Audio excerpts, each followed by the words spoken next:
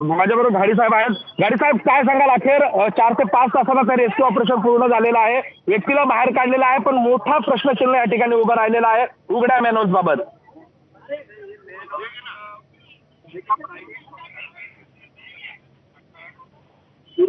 होतं त्याचं झाकण दुरुस्ती करण्यासाठी आणि अस्लम शेख नावाचा जी व्यक्ती आहे ही मोबाईलवरनं बोलता बोलता त्या ह्याच्यामध्ये मॅनहोल्समध्ये पडलेली आहे.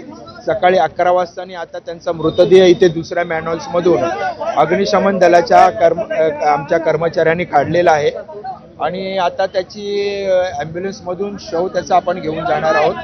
हा जो कोण ठेकेदार आहे त्यांनी कुठच्याही प्रकारची त्याला मुंबई महानगरपालिकेची वर्क ऑर्डर दिलेली नव्हती, कोणत्याही प्रकारचे तोंडी आदेश प्रशासनाचे नव्हते आणि त्यामुळे या ठेकेदारावर ते मुंबई महानगरपालिका मनुष्यवधाचा खटला दाखल करणार हे निश्चित आहे.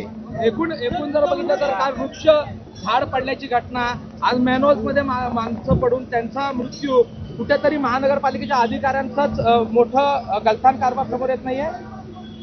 मी आपल्या माध्यमातून प्रशासनाला देखील आदेश देईन, निर्देश देईन की त्यांनी देखील